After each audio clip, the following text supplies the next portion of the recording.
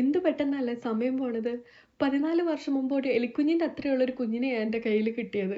അതാണ് ദാ ഈ വളർന്ന് എൻ്റെ അത്രയായിട്ട് എൻ്റെ ഒപ്പത്തിനൊപ്പം നിൽക്കുന്നതെന്ന് വിശ്വസിക്കാൻ പറ്റുന്നില്ല. പക്ഷെ വിശ്വസിച്ചല്ലേ പറ്റൂ. നമുക്ക് യാഥാർത്ഥ്യത്തെ തള്ളിക്കളയാൻ പറ്റത്തില്ലല്ലോ. അപ്പോൾ ഇന്ന് പിങ്കിക്ക് 14 വയസ്സാവുകയാണ്. നമ്മൾ ഫ്രണ്ട്സിനെല്ലാം കൂടെ അവളുടെ ഫ്രണ്ട്സിനെല്ലാം കൂടെ വിളിച്ചിട്ട് ഒരു പാർട്ടിയൊക്കെ ഓർഗനൈസ് ചെയ്യാം എന്നാണ് വിചാരിച്ചുകൊണ്ടിരുന്നത്. പക്ഷേ ഫ്രണ്ട്സ് പല വഴിക്ക് ഇങ്ങനെ വെക്കേഷൻ ആയതുകൊണ്ട് കറങ്ങാൻ പോയേക്കുന്നതുകൊണ്ട് നമ്മൾ വീട്ടിൽ ഒരു കുഞ്ഞ് സെലിബ്രേഷൻ വെക്കാം, പിന്നെ ഒരു പിക്നിക്കും പോകാം എന്നൊക്കെ ഇങ്ങനെ വിചാരിച്ചു. പക്ഷെ വെതറിന് മോശമായതുകൊണ്ട് നമുക്ക് പിക്നിക്ക് നെക്സ്റ്റ് വീക്കിലേക്ക് പ്ലാൻ ചെയ്യേണ്ട വന്നു.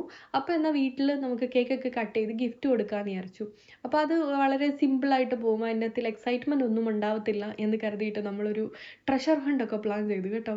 അതായത് നമ്മൾ 14 ഗിഫ്റ്റ് വാങ്ങി, അതായത് ഒരു മെയിൻ ഗിഫ്റ്റും ബാക്കി 13 കുഞ്ഞു കുഞ്ഞു ഗിഫ്റ്റുകളും അവർക്ക് ഇഷ്ടമുള്ള കാര്യങ്ങളൊക്കെ ചേർത്ത് വെച്ചിട്ട്, എന്നിട്ട് 14 നമ്മളിത് ഒളിപ്പിച്ച് വെച്ചു. എന്നിട്ട് 14 ക്ലൂസും വെച്ചിട്ടുണ്ട്.